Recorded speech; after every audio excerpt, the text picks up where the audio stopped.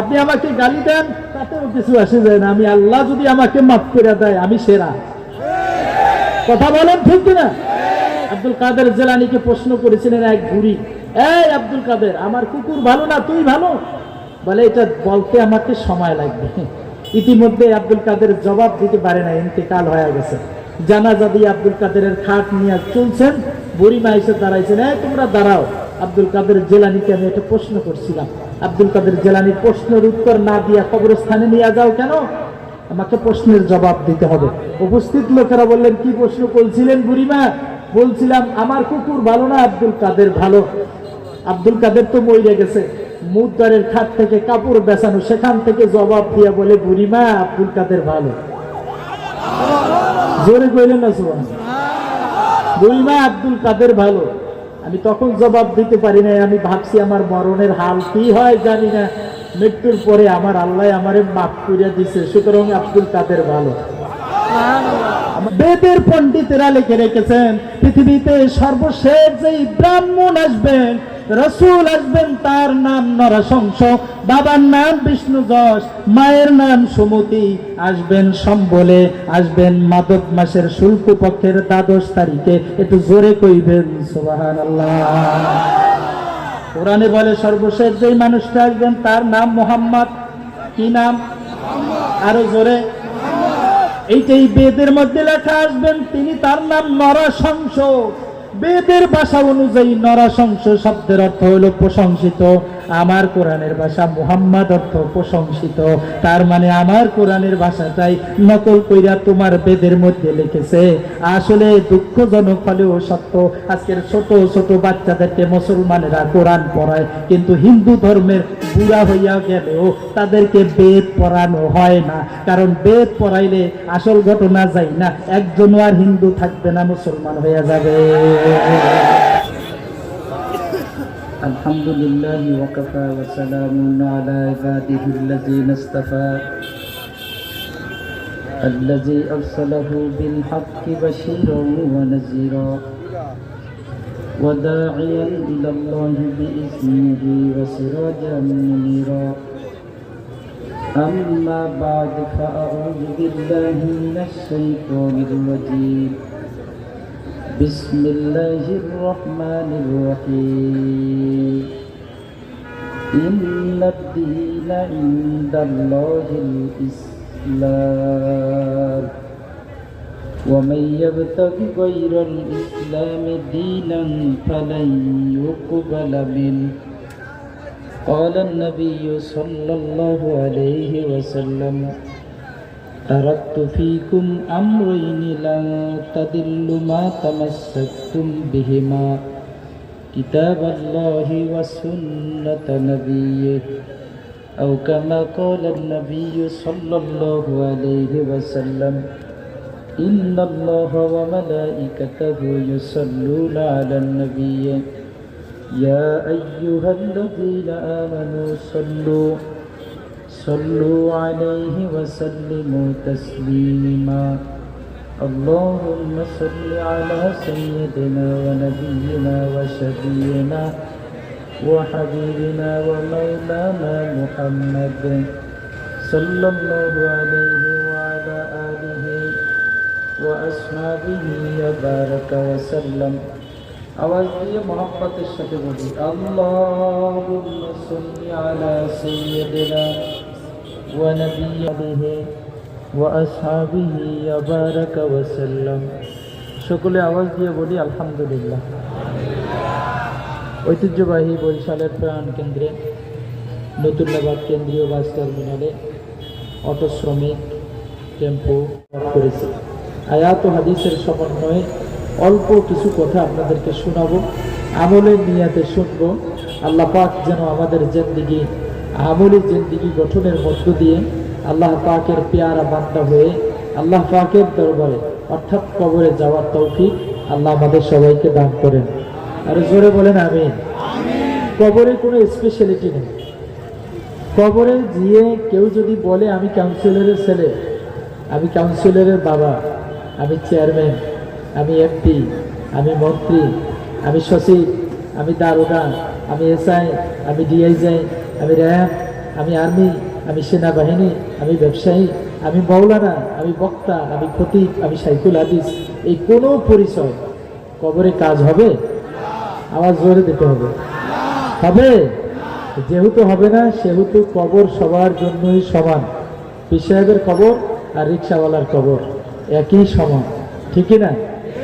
শাহেখ ফজলুল করিম রহমতুল্লাহের একটা বয়ান আমি আজও পর্যন্ত মনে রাখছি, ছাত্র জীবনে এই বয়ানটা শুনেছি যে বাবা, আমি ফজলুল করিম মরার পরে কবরে যদি আমার মাওলায় মাফ করে দেয়, তোমরা সারা দুনিয়ার মানুষ যদি জুতার মালা পিছা নিয়ে আমার কবরে দিয়া দাও, আমি ফজলুল করিমের কিছু হইবে না, যেহেতু আমার মাওলায় আমারে মাফ করে দিছে, ঠিক নেই? আর আমি ফজলুল করিম মরার পরে যদি তোমরা আমার কবরে ফুল দিয়ে সাজায় রাখো, আর আমার মাওলায় যদি আমারে মাফ নাই করে, এই ফুল দিয়েও আমার কোনো কাজে লাগবে না, ঠিক নেই? সেহেতু আমাদের খুব খেয়ালের সাথে শুনতে হবে, আমলের নিয়তে কবর সবার জন্যই সমান। আল্লাহ পাক যেন আমাদেরকে একটি আমলি নিয়তে বসবার এখানে তৌফিক দান করেন, জোরে বলেন আমিন। স্বেচ্ছাসেবক ভাইরা যারা রয়েছেন এই মাহফিলের পিছনে এবং সামনে, এই আমার সামনে এবং আমার পিছনে, এদেরকে একটু অনুরোধ করব, যখন ওই গাড়িগুলা ঢুকবে তাদেরকে বলে দিবে মাহফিল চলতেছে, হরেন ফিরাবেন না। আর এদিকেও বলে দিবেন, পিছনের থেকেও বলে দিবেন যে মাহফিল চলতেছে, কোরআনের মাহফিল, হরেন পিটাবেন না। এই কথাগুলো আপনারা স্বেচ্ছাসেবকের যারা দায়িত্ব পালন করতেছেন তারা এই দায়িত্বটা পালন করবেন। যেহেতু কোরআনে পাকে এসেছে কোলাহল মুক্ত জায়গায় কোরআন শ্রবণের স্থান করাটা আসলে ঠিক নয়, কেননা আল্লাহ তাআলা নিজেই বলছেন কোরআন যখন তোমাদের সামনে বর্ণনা করা হয়, তেলাওয়াত করা হয়, তখন তোমরা চুপ থেকো, তারপরে শোনো, লা আল্লাকুম তুফলিহুন অথবা লা আল্লাকুম তুরহামুন। যদি চুপ থাইকা অ্যাটেনশনের সাথে শুনতে পারো, তাহলে তোমাদের উপরে রহমত নাজিল হবে। তাহলে উল্টা কি? যদি কোলাহল হয়, শব্দ হয়, উচ্চবাচ্য হয়, মনোযোগ না থাকে এবং খেয়ালের সাথে চুপ থেকে না শোনে, তাহলে রহমতের আশা করা যায় না। এই ঘোষণা কার? আরো জোরে বলেন। সেহেতু এই পরিবেশটাকে কোলাহল মুক্ত করা আমাদের স্বেচ্ছাসেবকের দায়িত্ব। যারা ওই কর্নারে আছে তারা বলে দিবেন যে ভাই হরেন দিবেন না, এদিকে পিছনে যারা আছেন তারাও বলে দিবেন হরেন দিবেন না। যেহেতু এই ছাড়া আমাদের আর কোনো জায়গা নাই, সেহেতু এই জায়গাটাই আমাদের পরিবেশ করে নিতে হবে, সেহেতু এই দায়িত্বটা আমরা পালন করব। আল্লাহ পাক যেন আমাদেরকে খেয়ালের সাথে শ্রবণ করার, আমলের নিয়তে শুনবার, বসবার, আল্লাহ ইখলাসের সাথে যা কিছু শুনবো ইখলাসের সাথে শুনবার আল্লাহ তৌফিক দান করেন, আমিন বলেন আমিন। যারা দাঁড়িয়ে আছেন, যারা দাঁড়িয়েছেন মজলিসের আদব রক্ষার্থে আপনারা বসে পড়ুন। আপনারা বসে পড়লে পরিবেশটা অনেক সুন্দর দেখা যাবে। দাঁড়ায় থাকলে পরিবেশটা ভালো দেখা যায় না আসলেই। হ্যাঁ, দাঁড়াবেন তখন যখন দেখবেন ময়দানে কোনো জায়গা নাই, তখন দাঁড়াইবার জন্য অনুমতি দেওয়া হলো, কিন্তু তার আগে দাঁড়ায় থাকেন না, আশেপাশে জায়গা নিয়ে বসে যান। আল্লাহ পাকের দরবারে আজকে যেহেতু একজন সাল্লাল্লাহু বর্ণনা করেছেন, হাদিসে কুদসির এক বর্ণনা, ফেরেশতারা আল্লাহ তাআলাকে জিজ্ঞেস করছেন, আল্লাহ তাআলা এই জমিনের মধ্যে সব থেকে শক্তিশালী আপনি কি বানাইছেন? আপনারা কি কথা শুনতেছেন? এই জমিনের মধ্যে সব থেকে শক্তিশালী আপনি কি বানাইছেন? আল্লাহ তাআলা বললেন, আমি জমিনের মধ্যে সব থেকে শক্তিশালী বানাইছি পাহাড়। সুবহানাল্লাহ বলবেন না? ফেরেশতারা জানতে চাইলেন পাহাড় কিভাবে শক্তিশালী? আল্লাহ তাআলা বলেন, এই জমিন আমি যখন বানাইছিলাম তখন জমিন কম্পমান ছিল, স্থিতিশীল ছিল না, স্থায়ী ছিল না, কাঁপতেছিল, দৌড়তেছিল। এই দুদুল্যমান অবস্থায় বা এই দুল্যমান অবস্থায় যদি জমিন থাকতো, এখানে কেউ চলতে পারতো না, ঘর উঠাইতে পারতো না, ঘুমাইতে পারতো না, গাড়ি চলতে পারতো না, কিচ্ছু করতে পারতো না। এই জমিনকে স্থির করবার জন্য, চাপা দেওয়ার জন্য আমি আল্লাহ পাহাড় বানাইছি, যেই কারণে পাহাড়ের ধারে এই জমিনটা স্থির হয়ে গেছে। সুবহানাল্লাহ আসতে পেরেছেন? মনে করেন কত বড় শক্তিশালী একটা ওজনওয়ালা জিনিস, যেই ওজনওয়ালা জিনিসটা বানানোর পরে পেরেক হিসাবে, পেরেক ছিলেন তো, তার কাটা বা লোহা, একটা কাঠের সাথে আর একটা কাঠ জোড়া লাগানোর জন্য লোহা ব্যবহার করি আমরা। তার মানে লোহাটা কত শক্তিশালী। এই জমিনটাকে চাপা দেওয়ার জন্য স্থির করবার জন্য আল্লাহ বানাইলেন তার নাম পাহাড়। ফেরেশতারা আপ্লুত হয়ে গেলেন, আল্লাহ এত শক্তিশালী যে জমিনকে থামাইবার জন্য আপনি পাহাড় বানায় দিয়েছেন। আল্লাহ বললেন, হ্যাঁ অনেক শক্তিশালী এবং অনেক ওজনওয়ালা। একটু জোরে কর সুবহানাল্লাহ। ফেরেশতারা কিছু সময় পরে আবার প্রশ্ন করলেন, আল্লাহ পাহাড়ের থেকেও শক্তিশালী কি এই জমিনে আরো কিছু বানাইছে? আল্লাহ কয়, হ্যাঁ বানাইছি। ফেরেশতারা বললেন, কি বানাইছে? আল্লাহ তাআলা বললেন, পাহাড়ের থেকেও শক্তিশালী বানাইছি আমি লোহা। একটু জোরে বলবেন সুবহানাল্লাহ। কি বানাইছি? লোহা। আমাদের দেশের সচিবালয় আছে 25 তলা পর্যন্ত। আমাদের লোহা যদি না থাকতো 25 তলা বানানো সম্ভব ছিল না। কথা বলেন ঠিক কিনা? অনেক শক্তিশালী করে বানাইছি লোহা। তবে একে ডিএসআরএম, এএসআরএম, সিএসআরএম এর কোম্পানির রড আমার আল্লাহ বানায় না। আমার আল্লাহ বানাইছে পিওর এবং খাঁটি রড। সুবহানাল্লাহ বলবেন না? লোকেরা তো কোম্পানি ওয়ালারা তো ভেজাল দিয়ে ভেজাল বানাই দিছে, কিন্তু আমার আল্লাহ খাঁটি বানাইছে। ফেরেশতারা জিজ্ঞেস করলেন, আল্লাহ লোহা দিয়ে কেমনি শক্তিশালী হইবে, আর লোহা কেনই বা শক্তিশালী? আল্লাহ তাআলা বললেন, এমন এক জায়গায় আমি পাহাড় বানাইছি, পরবর্তীকালে এই পাহাড় কাইটা পথ নেওয়া লাগবে, রাস্তা তৈরি করা লাগবে, বিল্ডিং তৈরি করা লাগবে। তখন এই লোহা এই পাহাড় কি দিয়ে কাটবে? এই জন্য পাহাড় কাটার মতো শক্তিশালী কইরা আমি আল্লাহ লোহা বানায় দিছি, যে লোহা দিয়া পাহাড় কাইটা রাস্তা হবে, পথ হবে, বিল্ডিং হবে। একটু জোরে কর সুবহানাল্লাহ। ফেরেশতারা খুবই আপ্লুত হয়ে গেলেন, আল্লাহ এত শক্তিশালী? বলে হ্যাঁ। ফেরেশতারা আবার প্রশ্ন করলেন, আল্লাহ এর থেকেও শক্তিশালী কিছু বানাইছেন? আল্লাহ তাআলা বললেন, হ্যাঁ এর থেকেও শক্তিশালী বানাইছি, সেটা হলো আগুন। একটু জোরে কর সুবহানাল্লাহ। কি বানাইছে? আগুন। কামারেরা আগুন জ্বালাইয়া এরপরে ওর ভিতরে লোহা ঢুকায় দেয়, লোহাটারে নরম কইরা গোল কইরা একটা কোদাল বানায় ফেলায়, একটা বড়ি বানায় ফেলায়, একটা সত্তা বানায় ফেলায়। গোল করার জন্য আগুন প্রয়োজন হয়। ফেরেশতারা জিজ্ঞেস করলেন, আগুন দিয়ে কি হবে? আল্লাহ বললেন, এই আগুন দিয়া লোহা গলাইয়া দুনিয়ার মানুষের চাহিদা অনুযায়ী সুবিধা মতো তারা জিনিসপত্র আসবাব তৈরি করবে, সেই ক্ষমতা আমি আগুনকে দিয়ে দিছি। জোরে করছো? তার মানে লোহার থেকেও শক্তিশালী। কথা বল, আপনারা কি ওয়াজ শুনতেছেন? ভালো করে শুনুন। আমি শুরুতেই তো বলছি অল্প কথা বলবো, এগুলো মনে রাখবেন। আল্লাহ আমাদের ইমানের জাকা, ইমানের কুওয়াত, ইমানের পাওয়ার বাড়ায় দেবেন। জোরে কোন আমিন। ফেরেশতারা আবার প্রশ্ন করলেন, আল্লাহ আগুনের থেকেও কি শক্তিশালী আরো কিছু বানাইছেন নি? আল্লাহকে হ্যাঁ বানাইছি তো। ফেরেশতারা বললেন, কি বানাইছেন? তাই পানি বানাইছি, পানি। জোরে কন্যা সুবহানাল্লাহ। সর্বনের তরিকের কেউ বয়ান করলেই কই অন্যরা সমালোচনা করে, খালি কান্দে, কান্দুন্না বয়ান করে, কান্দে। আরে ভাই, না কানলে পানি না পড়লে জাহান্নাম নিবাইবা কি দিয়া? কথা বলেন ঠিক কিনা? আল্লাহ নিজেই তো কয়। ফেরেশতারা কয় আগুন দিয়া পানি দিয়া কি হইবে? যে আগুন জ্বালাইছে 1 বছর, 2 বছর, 100 বছর, 200 বছর পর্যন্ত আগুন জ্বালাইবে, আর সেই আগুনটাকে সামান্য সময়ের মধ্যে নিভিয়ে দেওয়ার মতো ক্ষমতা আমি আল্লাহ পানিরে দিয়া পানি বানাইছি। আরো জোরে কন্যা সুবহানাল্লাহ। ফেরেশতারা আপ্লুত হয়ে গেলেন, আল্লাহ পানি এত নরম তরল পদার্থ, তার শক্তি এত? বলে হ্যাঁ এত শক্তি। তোমাদের প্রমাণ করতে হলে তোমরা প্রমাণ করে দেবে। ফেরেশতারা আবার প্রশ্ন করলেন, আল্লাহ এই পানির থেকেও কি শক্তিশালী আরো কিছু বানাইছেন? আল্লাহ কে হ্যাঁ বানাইছি তো। সুবহানাল্লাহ কয়। পানির থেকেও শক্তিশালী আরো কিছু বানাইছি নি? হ্যাঁ বানাইছি তো। কি বানাইছেন আল্লাহ? বাতাস বানাইছি। আরো জোরে কর। 1 ঘন্টা বাতাস চালাইলে নতুল্লাবাদের বিল্ডিং একটাও থাকবে না। কথা কন। যেটা সিডোরে প্রমাণ দিয়েছে, বাতাসে কমনের ফেরি কমনে নিয়ে গেছে, কমনের সাইক্লোন শেল্টার কোথায় নিয়ে গেছে, কোথার কি গাছ পল্টন কোথায় নিয়ে উঠায় রাখছে। আল্লাহ তাআলা কয় পানির চেয়ে শক্তিশালী করে আমি আল্লাহ বাতাস বানাইছি। সুবহানাল্লাহ। ফেরেশতারা কয় সিজদায় লুটায় পড়ে, আল্লাহ এইভাবে জিজ্ঞেস করলে তো আপনি বলতেই থাকবেন, আমরা জিজ্ঞেস করতেই থাকবো, বলতেই থাকবেন। আমাকে সংক্ষেপে একটু বলে দিবেন, আমরা যেন আর জিজ্ঞেস না করি। সব থেকে বেশি শক্তিশালী করে আপনি কি বানাইছেন? সব থেকে বেশি শক্তিশালী করে বানাইছি আমি মানুষ। সুবহানাল্লাহ। জোরে দেখে, আরো জোরে। সব থেকে শক্তিশালী কে? কে? কে?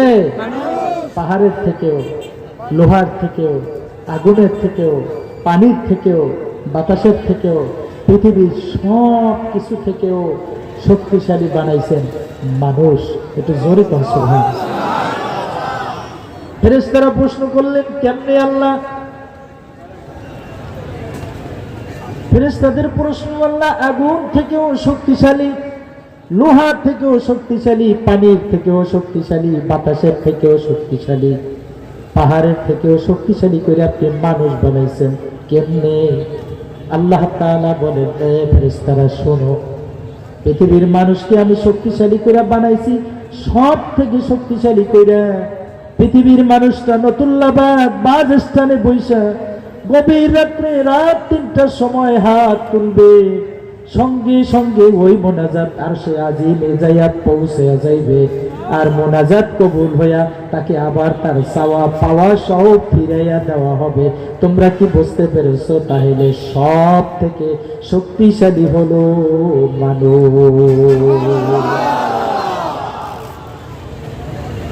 সম্মানিত ভাইরা আমার, হাদিসে বুখারীর মধ্যে বর্ণনা আছে, খলিফাতুল মুমিনিন হযরত ওমর জুমার দিন মেম্বরে দাঁড়ায় বক্তব্য দিতেছিলেন।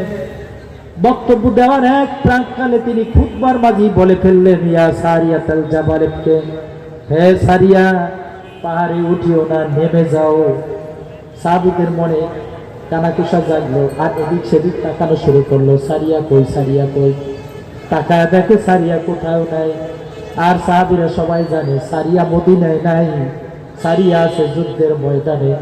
সারিয়া যেখানে যুদ্ধ করতেছে তার সঙ্গে ৪০ জন সৈনিক আছে, আর সারিয়া যেখানে যুদ্ধ করছে মদিনা থেকে ১২০০ মাইল দূরে। আল্লাহু আকবার, জোরে বলো আল্লাহু আকবার। এ মুসলমানের যুবকের আওয়াজ দিয়া বলবা, মদিনা থেকে কত শত মাইল দূরে? কথা কয় না? ওমর তাকা বললেন, সারিয়া পাহাড়ে উঠিও না। সাহাবীদের কানাঘুষা কেমনে দেখলেন সারিয়া তো মদিনায় নাই। নামাজের পরে গিয়ে আমিরুল মুমিনিন প্রশ্নের জবাব দিতে হবে, আপনি কেন অপ্রাসঙ্গিক বক্তব্য দিলেন? আরে কি বক্তব্য দিলাম? আপনি সারিয়াকে ডাক দিয়া বললেন, সারিয়া পাহাড়ে উঠিও না, কিন্তু আমরা জানি সারিয়াকে আপনি মদিনা থেকে যুদ্ধের ময়দানে পাঠাইলেন। যেখানে যুদ্ধের ময়দানে পাঠাইছেন মদিনা থেকে ১২০০ মাইল দূরে, আপনি কি করে জানলেন? কিভাবে বুঝলেন?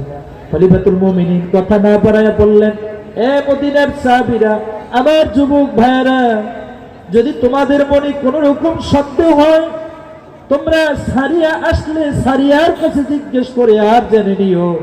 যদি ঘটনা সত্যি হয় আমাকে আমির মানিও, আর যদি ঘটনা সত্যি না হয় আমাকে আমির মানার, খলিফা মানার কোনোই প্রয়োজন নাই। আওয়াজ দিয়া বলেন সুবহানাল্লাহ। সবাই চুপচাপ হয়ে গেছে, অপেক্ষা করতেছে সারিয়া কদিন ঢুকবে মদিনায়। দীর্ঘ ১ মাস পর ফজরের নামাজের পরে সারিয়া মদিনায় ঢুকলো। যুবকেরা টের পেয়ে গেল, যুবকেরা দৌড়ে দৌড়ে গিয়ে সারিয়ার চারপাশে উপস্থিত হয়ে গেলেন। সারিয়া ভাবলেন যুবকেরা মনে হয় আমার উপরে আঘাত করবার জন্য দৌড়ে আসছে। সারিয়া বললেন, মদিনার যুবকেরা, আমাকে মারধর করো না, আমাকে আটকাও না, আক্রমণ করো না। যুবকেরা বললেন, না রে, আপনাকে আটকাইবার জন্য, মারধর করার জন্য আসি নাই, একটা কথা জানবার জন্য আসছি। সারিয়া বললেন, কি কথা জানবার জন্য আসছেন? এই কথা জানবার জন্য আসছি, কোনো একদিন জুমার নামাজে তোমরা কি যুদ্ধের ময়দানে বসে কারো ডাক শুনছিলা কিনা? এই কথাটা বলার সঙ্গে সঙ্গে হযরতে সারিয়া মদিনার বালু কোনার মধ্যে গড়াগড়ি খায়, আর জোরে জোরে চিল্লায় আর কান্না করে জ্ঞান হারিয়ে ফেলছেন। জোরে কোন সুবহানাল্লাহ। দীর্ঘ সময় পরে জ্ঞান ফিরলে মদিনার ছেলেরা জিজ্ঞেস করলেন, হ্যাঁ সারিয়া, কান্না করু কেন? জ্ঞান হারা ফেলছিলে কেন? সারিয়া কান্না করে চিৎকার মারে আর বলে, মদিনার যুবকেরা রে, মদিনায় থাকার পরেও এই প্রশ্ন সারিয়াকে করতে পারো না। আল্লাহর কসম করে বলি, আল্লাহর কসম করে বলি, আল্লাহর কসম করে বলি, সেই দিন খলিফাতুল মুমিনিন হযরত ওমর যদি আমাদেরকে ডাক দিয়া সতর্ক করে না দিতেন, আমরা পাহাড়ের উপরে উঠে যাইতাম, আর পাহাড়ের উপরে কাফির সৈনিকেরা প্রস্তুতি নিয়েছিল, পাহাড়ে উঠলেই আমাদেরকে মেরে ফেলতো। সেই দিন খলিফাতুল মুমিনের ডাক শুনি না আমরা পাহাড়ে উঠি নাই, স্থান পরিবর্তন করে অন্যত্র চলে গিয়েছিলাম, যেই কারণে আমরা রক্ষা পেয়ে গেছিলাম। 1 মাস পর্যন্ত যুদ্ধ পরিচালনা করেছি। আজকের সকালবেলা বিজয় লাভ কইরা পতাকা উড়াইয়া, বিজয়ের পতাকা উড়াইয়া মদিনায় চলে আসছি। মুসলমানের যুবকেরা এবার আওয়াজ দিয়া বলবা, 1200 মাইল দূর থেকে যেই ওমর চোখ দিয়া যে দেখছিলেন সারিয়াতের অবস্থা, সৈনিকদের অবস্থা, ওইটা স্বাভাবিক কোন চোখ ছিল না, ওইটাই ছিল আল্লাহওয়ালা চোখ। আর 1200 মাইল দূর থেকে সারিয়া যেই কান দিয়া শুনছিলেন হযরতে ওমরের ডাক, ওইটাও স্বাভাবিক কোনো কান ছিল না, ওইটাও ছিল আল্লাহওয়ালা কান। জোরে কান ঠিক না? আমার আল্লাহ বলেন, হে ফেরেশতারা শোনো না, আমি পাহাড় বানাইছি, পাহাড়ের থেকে আগুন শক্তিশালী, আগুনের থেকে লোহা শক্তিশালী, লোহার থেকে পানি, পানির থেকে বাতাস, এর থেকেও তামাম দুনিয়ার সব থেকে শক্তিশালী কইরা আমি আল্লাহ বানাইছি মানুষ। তার প্রমাণ হয়ে গেল 1200 মাইল দূর থেকে স্বাভাবিক অবস্থা এইখানে বৈশা হযরত ওমর দেখছেন, আর সেই ডাক সারিয়া 1200 মাইল দূর থেকে শুনছেন। প্রমাণ হয়ে গেল পৃথিবীর সব মাখলুকের মধ্যে, সব সৃষ্টির মধ্যে মানুষ সবার সেরা, ঠিক কিনা? আজ এই ময়দান থেকে একটা সিদ্ধান্ত নেব, এই সৃষ্টির সেরা মানুষ গাঁজা খাইয়া বাগানে পইরে থাকতে পারে না, কথা কয় না? এই সৃষ্টির সেরা দামি মানুষ ট্যাবলেট খাইয়া ড্রেনের নালার মধ্যে পইরা থাকতে পারে না, কথা বলেন ঠিক কিনা? আমি খুব লম্বা সুরাক বক্তব্য দেওয়ার জন্য এখানে বসি নাই, অল্প কথা বলবো। আমি কোরআনে পাকের ছোট্ট একখানা আয়াতের অংশ তেলাওয়াত করেছি। আল্লাহ তাআলা জানান, ইন্নাদ-দীনা ইনদাল্লাহিল ইসলাম, সূরা আলে ইমরানের 19 নম্বর আয়াত থেকে আমার আল্লাহ জানান, কি জানান? ও পৃথিবীর মানুষেরা, আল্লাহ তাআলার কাছে একমাত্র গ্রহণযোগ্য পছন্দনীয় ধর্মের নাম ইসলাম। আওয়াজ দিয়ে কয় না, আরো জোরে, আরো জোরে। ওমাইয়া বিতাগি গায়রাল ইসলামে দীনা ফালাই ইউকবালা মিনহু, সূরা আলে ইমরানের 85 নম্বর আয়াতের একটি অংশে আল্লাহ তাআলা জানান, ও পৃথিবীর মানুষেরা শুইনা নাও, নতুল্লাবাদের যুবকেরা শুইনা নাও, ইসলাম রে বাদ দিয়া ভিন্ন কোন তরিকায় যদি আমার আল্লাহকে পাওয়ার জন্য চেষ্টা করো, সাধনা করো, ফালাই ইউকবালা মিনহু, আল্লাহ তাআলা বলেন সেটা গ্রহণযোগ্য হবে না, সেটা গ্রহণ করা হবে না। ঘোষণা কার? আরো জোরে। এই দুইটা খণ্ডের উপরে আজ আমি সামান্য কিছু আলোচনা করব। আল্লাহ তাআলা জানান, আল্লাহ তাআলার কাছে একমাত্র গ্রহণযোগ্য ধর্মের নাম, আরো জোরে, আরো জোরে, আরো জোরে। আর ইসলাম রে বাদ দিয়া ভিন্ন কোন রাস্তায় যদি তুমি আল্লাহরে তালাশ করো, পরকাল তালাশ করো, সেটাও গ্রহণযোগ্য রাস্তা নয়, গ্রহণযোগ্য পদ্ধতি নয়। এই ঘোষণাও কার? যুবক ভাইরা, আগামীকালকে সেলুনে যাইবা, সেলুনে যায় দেখবা সেলুনের চারপাশে ক্যাটালগ দেওয়া। ক্যাটালগ কাকে বলে? ক্যাটালগের আর একটা ইংলিশ হলো ডিজাইন অথবা সিস্টেম অথবা পদ্ধতি। তুমি চুল কাটতে গেলে সেলুনেলা তোমাকে জিজ্ঞেস করবে, ও ভাই চুল কাটাইবা? বলে হ্যাঁ। কোন ক্যাটালগে কাটাইবে? এই রোনালদো, এই মেসি, এই উমুক, সেই উমুক, এইটা উমুক, এইটা সাকিব খান, ওইটা নায়ক, ওইটা উমুক। এই বিভিন্ন ক্যাটালগ গুলো তোমার সামনে উপস্থিত করবে। দুঃখজনক হলেও সত্য, মুসলমানের দেশে একটা সেলুনেও রসুলের ক্যাটালগ একটা সেলুনেও খুঁজে পাওয়া যাবে না। কথা কন ঠিক কিনা? রোনালদোর ক্যাটালগ আছে, মেসির ক্যাটালগ আছে, উন্দুর বান্দরের ক্যাটালগ আছে। ওটা উন্দুর হওয়া যায়, বান্দর হওয়া যায়। বেজার হন না তো? কোরআনের কথা বলবো, আপনি বেজার হলো জ্ঞান কি আর, এতে কিছু আসে যায় না। আপনি আমাকে গালি দেন, তাতেও কিছু আসে যায় না। আমি আল্লাহ যদি আমাকে মাফ করে দেয়, আমি সেরা। কথা বলেন ঠিক কিনা? আব্দুল কাদের জেলানীকে প্রশ্ন করেছিলেন এক বুড়ি, এই আব্দুল কাদের, আমার কুকুর ভালো না তুই ভালো? বলে এটা বলতে আমাকে সময় লাগবে। ইতিমধ্যে আব্দুল কাদের জবাব দিতে পারে না, ইন্তেকাল হয়ে গেছে। জানাজা দিয়ে আব্দুল কাদেরের খাট নিয়ে চলছেন, বুড়িমা এসে দাঁড়াইছেন, এই তোমরা দাঁড়াও, আব্দুল কাদের জেলানীকে আমি একটা প্রশ্ন করছিলাম। আব্দুল কাদের জেলানীর প্রশ্নের উত্তর না দিয়া কবরস্থানে নিয়ে যাও কেন? আমাকে প্রশ্নের জবাব দিতে হবে। উপস্থিত লোকেরা বললেন, কি প্রশ্ন করছিলেন বুড়িমা? বলছিলাম আমার কুকুর ভালো না আব্দুল কাদের ভালো? আব্দুল কাদের তো মরে গেছে, মুদ্দারের খাট থেকে কাপড় বেচানো, সেখান থেকে জবাব দিয়া বলে, বুড়িমা আব্দুল কাদের ভালো। জোরে কইলেন না সুবহানাল্লাহ? বুড়িমা আব্দুল কাদের ভালো। আমি তখন জবাব দিতে পারি নাই, আমি ভাবছি আমার মরণের হাল কি হয় জানি না, মৃত্যুর পরে আমার আল্লাহ আমারে মাফ করে দিছে, সুতরাং আব্দুল কাদের ভালো। আমার আল্লাহ যদি আমারে মাফ না করতো তাহলে কুত্তার চেয়ে আমি খারাপ আছিলাম। কথা বলেন ঠিক কিনা?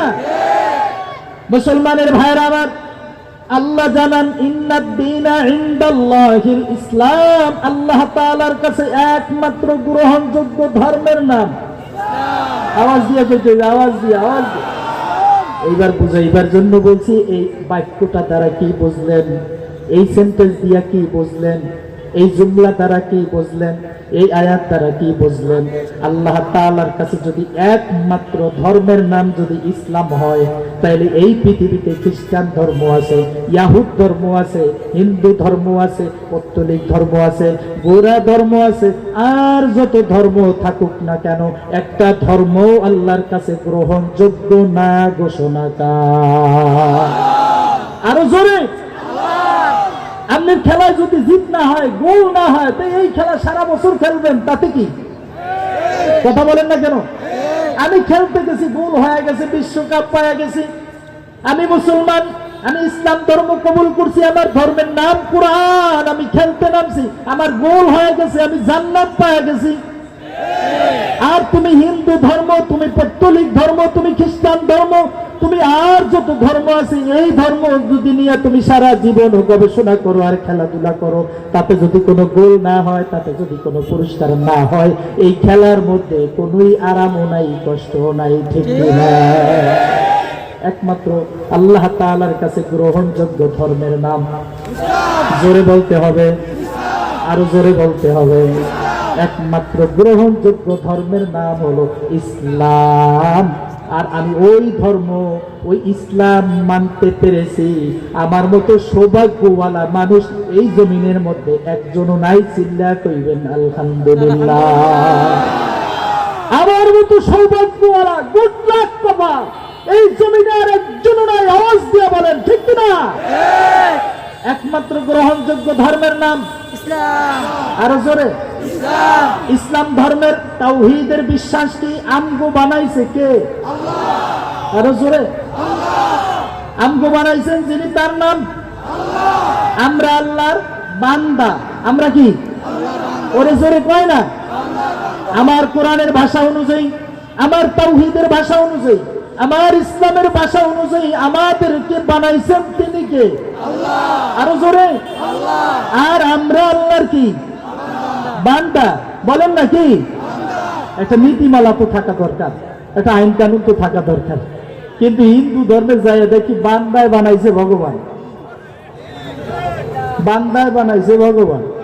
কথা কেন? কথা আমগো বানাইছে কেনা? আর হিন্দু ধর্মে ভগবান বানাইছে কেনা?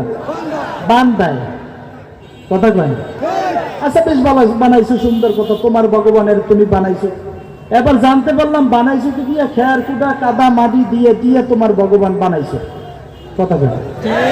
আচ্ছা বানাইছো, তাও মানলাম, বানাই ফেলছো, মানে নিলাম, কিন্তু পাও দিতে পারো না, দাঁড়া করাইবার জন্য পাছাই দিছো বাঁশ।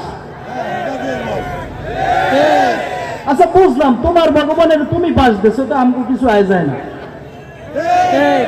কথা কন?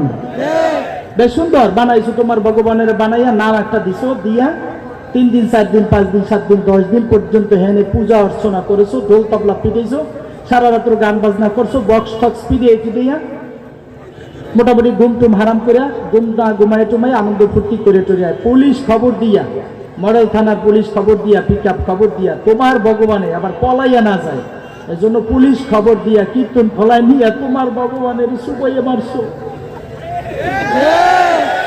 কথা কয় না, তোমার ভগবানের তুমি সুবাইয়ে মারছো, এ তো আম তো কিছু আয় যায় না। কিন্তু মজার ব্যাপার হলো এইটা, তোমার ভগবানের যেহেতু মাইরেই ফেলাইছো সুবাইয়া, তোমার ভগবান তো নাই। তোমার ভগবান এখন, আমি হিন্দু ভাইদেরকে ইনসাল্ট করতেছি না, ছোট করতেছি না, আমি বুঝাইবার জন্য বলছি। তুমি কোন ভগবানের পিছনে দৌড়াইছো যে ভগবান তুমি নিজে বানাইছো? কথা কয় না, বানাইছো কাদা মাটি দিয়া, পাশায় দিছো বাস, এরপর নিয়ে সুবাইয়া মারছো। তোমার ভগবানের তুমি সুবাইয়া মারছো। ফাইনাল সিদ্ধান্ত, তোমার ভগবান এখন আর, কথা কয় না, এখন কলা খাও আমগু আল্লাহর, আম খাও আমগু আল্লাহর, নদীর সুন্দর সুন্দর বড় বড় পাঙ্গাস মাছ খাও তাও আমগু আল্লাহর, মিষ্টি খাও আমগু আল্লাহর, ধান খাও, চাল খাও, ফল খাও, আটা খাও, আপেল খাও, যা কিছু খাও, বাতাস খাও, অক্সিজেন নাও, আলো নাও, বাতাস নাও, সূর্য নাও, চাঁদ নাও, যা কিছু ভোগ করো সব আমগু আল্লাহ। ঠিক কিনা বলো? এই জন্যই আমার আল্লাহ বলে ইন্নাদ-দীনা ইনদাল্লাহিল ইসলাম, একমাত্র আল্লাহ তাআলার কাছে গ্রহণযোগ্য ধর্মের নাম ইসলাম। আরো জোরে কয় না ইসলাম। আমরা অত বলো কি যে তুলসী কথা পাইনি ভগবান হরে হরে রাম রাম কৃষ্ণ কৃষ্ণ হর যাইয়া হর হরে হরে হর, একটা তুলসী গাছ আরে পাইয়া হরে হরে। মুসলমানরা যাইতেছে দেখতেছে তুলসী গাছের হরে হরে করে, ও যাই করছে কি পাতা ছেড়ে পাশায় ঘরছে, ও যাই বিচার দিচ্ছে ভগবানের ব্রাহ্মণের কাছে, সাধুর কাছে যাই। মুসলমানরাই করছে কি জানেন কি করছে? আমগো ভগবানের বাতাস, বেদের পণ্ডিতেরা লিখে রেখেছেন পৃথিবীতে সর্বশেষ যেই ব্রাহ্মণ আসবেন, রসুল আসবেন, তার নাম নরসংস, বাবার নাম বিষ্ণু যশ, মায়ের নাম সুমতি, আসবেন সম্বলে, আসবেন মাদক মাসের শুল্ক পক্ষের 12 তারিখে। একটু জোরে কইবেন সুবহানাল্লাহ। কোরআনে বলে সর্বশেষ যেই মানুষটা আসবেন তার নাম মুহাম্মদ। কি নাম? আরো জোরে। এইটাই বেদের মধ্যে লেখা, আসবেন তিনি, তার নাম নরসংস। বেদের ভাষা অনুযায়ী নরসংস শব্দের অর্থ হলো প্রশংসিত।